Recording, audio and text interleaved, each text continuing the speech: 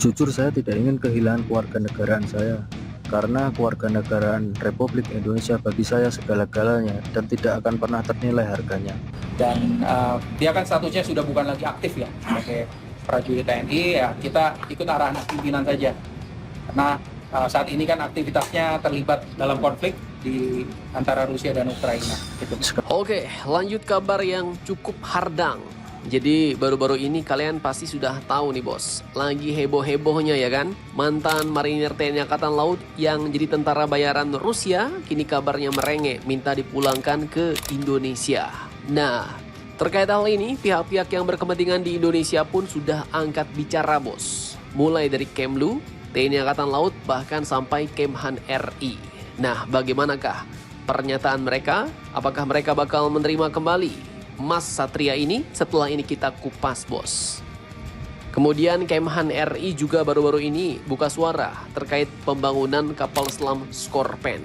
Nah, bagaimanakah kabar atau perkembangan terbarunya? Penasaran beritanya? Cus!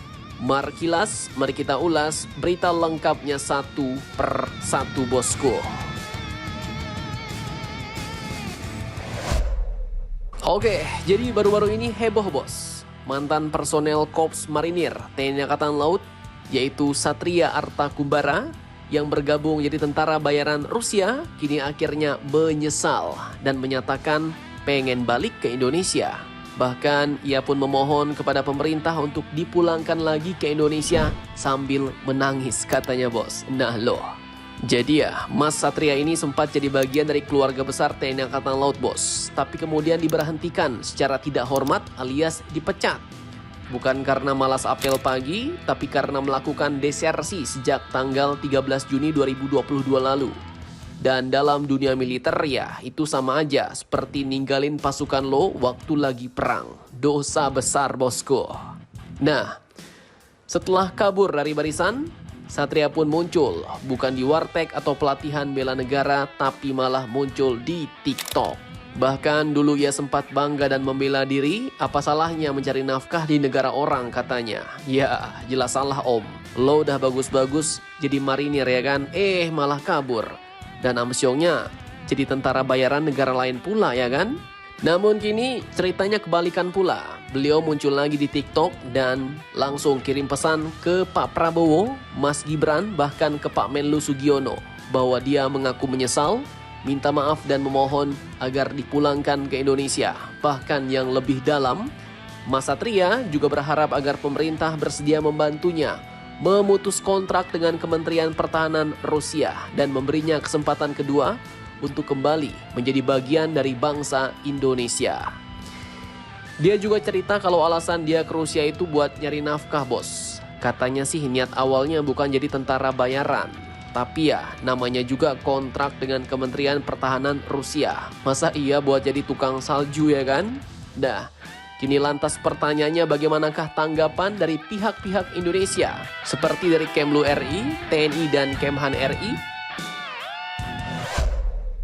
Nah, jadi kini Mas Satria akhirnya sadar nih bahwa ikut berperang sebagai tentara asing itu bukan main-main. Selain nyawa di ujung peluru, ada harga lain yang harus dibayar, yaitu kewarganegaraan Indonesianya hilang. Dan dikutip dari banyak sumber berita berikut, TNI Angkatan Laut pun kini menyatakan sudah angkat tangan bos. Sudah jelas kami tidak punya urusan lagi. Pasalnya putusan pengadilan militer sudah inkrah sejak April 2023 lalu. Satria resmi dicoret dari daftar prajurit. Jadi ya jangan harap bisa daftar ulang kayak paket internet unlimited ya kan. Sementara itu dari pihak Kemlu, ya mereka bilang KBRI di Moskow tetap memantau Satria. Tapi soal kewarganegaraan itu urusan Kementerian Hukum. Dan Kemhan sendiri pun angkat tangan bos. Tapi juga dengan tegas menyatakan bahwa Kemhan RI akan tetap mengikuti arahan dari sang pemimpin Indonesia yaitu Presiden Prabowo. Kalau nanti ada keputusan soal pemulangan. Nah bayangin bos, berangkat ke Rusia demi cuan. Baliknya minta pulang sambil ngaku masih cinta NKRI. Nah kalau cinta kok waktu dulu malah kabur, waktu di dalam TNI ya kan?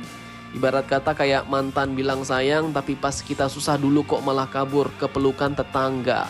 Nah, jadi Satria kini bukan lagi marinir, bukan juga WNI bos. Tapi seseorang yang kehilangan arah di antara salju Rusia dan bendera merah putih yang makin jauh dari jangkauannya. Apakah dia akan dipulangkan? Apakah statusnya sebagai WNI akan dipulihkan atau dia harus menerima takdir sebagai samurai sewaan yang gagal pulang ke kampung halaman? Dan ingat, NKRI bukan tempat untuk para pengkhianat bos. Tapi ya, juga bukan tempat tanpa ampun seperti Korea Utara. Kita lihat apakah pengampunan bisa hadir di Indonesia, dari Kremlin ke Kebayoran. Dan kalau jadi presiden, apakah kalian akan mengampuni Satria atau biarkan dia berjuang sendirian di negeri orang? Silahkan kalian cocor-bacor di kolom komentar. Oke, lanjut kabar di luar Mas Satria bos. Jadi Kemhan RI baru-baru ini juga buka suara soal kapal selam Skorpen. Dikutip dari Indonesia Defense Magazines, Kepala Biro Informasi Kementerian Pertahanan Indonesia Brigjen TNI Fregawenas Inkiwarang menyampaikan bahwa proses pembangunan kapal selam Skorpen untuk memperkuat alutsista TNI Angkatan Laut akan segera berjalan. Jadi mungkin ya bentar lagi kontraknya bakal efektif nih. Artinya Indonesia siap bayar uang mukanya ya kan?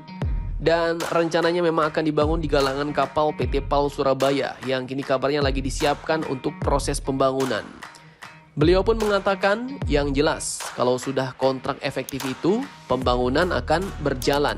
Ujar Frega saat ditanya terkait progres pembangunan kapal selam tersebut di Kemahan Jakarta Selasa 22 Juli pada hari ini bos. Dan lanjut katanya, kita tahu bahwa untuk pengadaan alutsista itu kan tidak singkat prosesnya.